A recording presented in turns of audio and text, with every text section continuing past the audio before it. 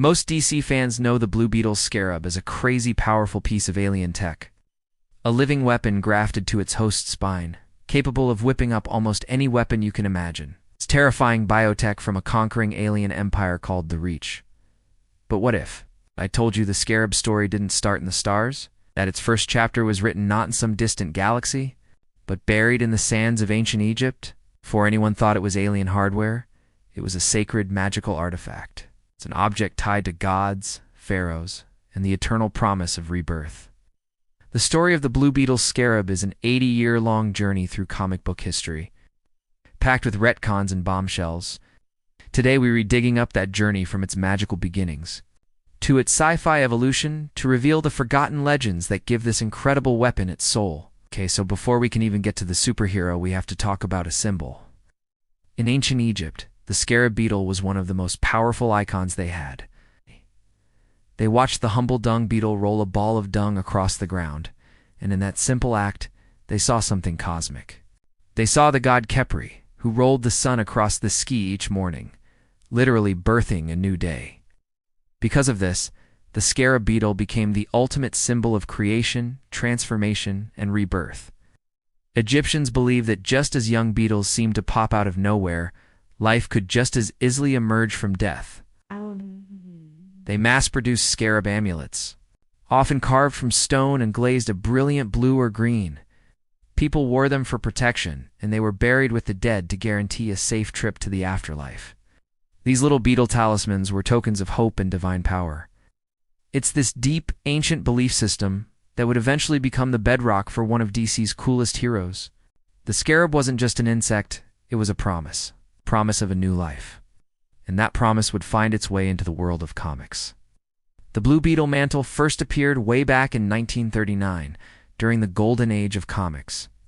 But here is something that might surprise you.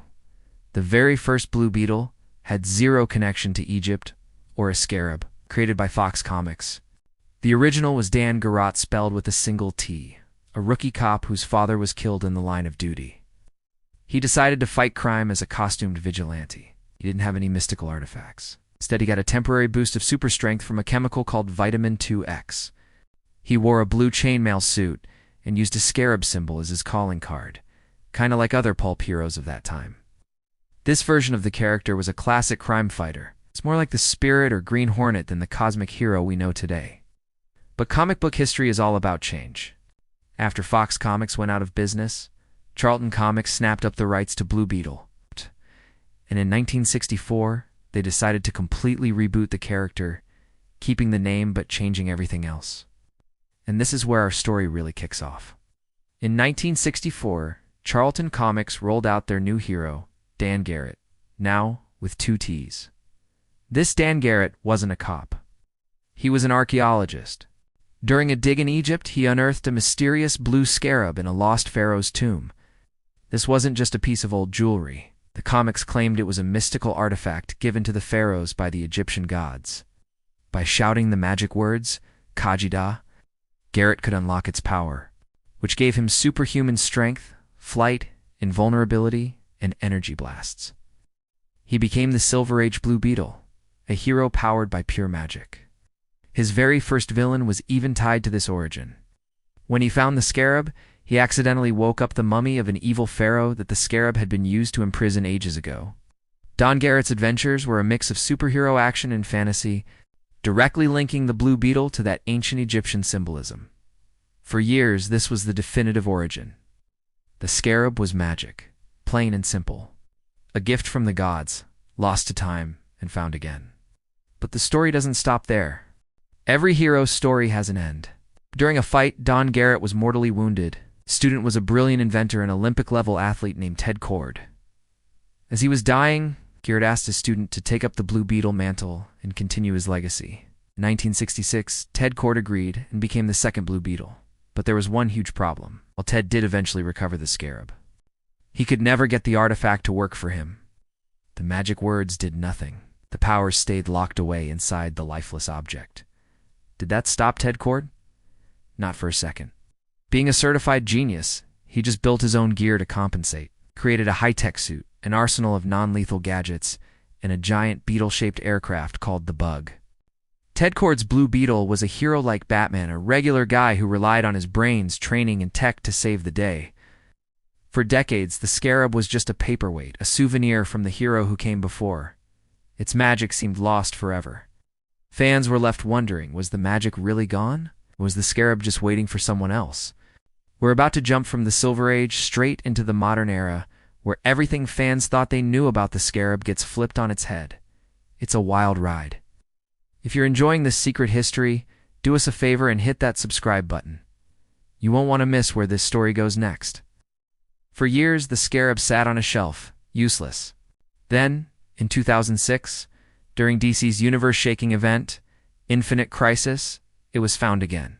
Not by a scientist, but by a teenager from El Paso, Texas, named Jaime Reyes. He stumbled upon it in an abandoned lot. And that night, the artifact did something it never did for Ted Kord. It came alive. It crawled onto his back and permanently grafted itself to his spine, generating a suit of incredible high-tech armor. Suddenly, this wasn't magic. This was technology. Advanced, powerful, and terrifyingly alien. Jaime struggled with his new powers. The truth was finally revealed. The Scarab wasn't a gift from the gods. It was a piece of sentient, biomechanical weaponry from a ruthless alien empire known as the Reach. The Reach had a simple, horrifying strategy for conquering planets. They'd send a Scarab to a world, it would find a host, bond with them, and slowly erase their personality, turning them into a sleeper, agent-on infiltrator, to take down the planet's defenses from the inside. That name, Khaji-Da, wasn't a magic spell. What? It was a designation. Its real name was Khaji-Da, Khaji meaning infiltrator and Da being its serial number. Jaime Reyes was supposed to be the secret weapon for conquering Earth. So what about the pharaohs? The magic? Was that all a lie? Well, this is where DC Comics pulled off one of the most elegant retcons in modern history, tying both stories together. The answer is, both origins are true. The Scarab Khaji-Da is an alien weapon. But it was sent to Earth thousands of years ago, where it crashed in ancient Egypt. Its long time on a planet steeped in powerful magical energies. However, damaged its programming. The connection to the Reach hive mind was cut. The Scarab went rogue. It was no longer just a cold machine. It had a degree of free will. The ancient Egyptians who found it didn't see technology. To them, its power could only be one thing: magic. It's a perfect example of Clarke's third law. Any sufficiently advanced technology is indistinguishable from magic. This damage is why it worked for Dan Garrett, who approached it mystically. It's why it didn't work for the tech-focused Ted Kord, who saw it as just a machine. And it's why it ultimately chose Jaime Reyes, forming a true symbiotic bond instead of just taking him over. But the story got another twist recently in DC's Rebirth era, where Dr. Fate warned that the Scarab might not be tech at all, but powerful magic pretending to be alien. The weapon was supposed to be a conqueror, but its time on Earth, soaked in magic and belief, gave it a soul. The journey of the Blue Beetle Scarab perfectly mirrors the evolution of comics. It started as a simple power-up in the Golden Age. It became a mystical artifact in the Silver Age, full of ancient wonder. And finally, it evolved into complex science fiction, exploring themes of free will and what it means to be a weapon that chooses to be a shield.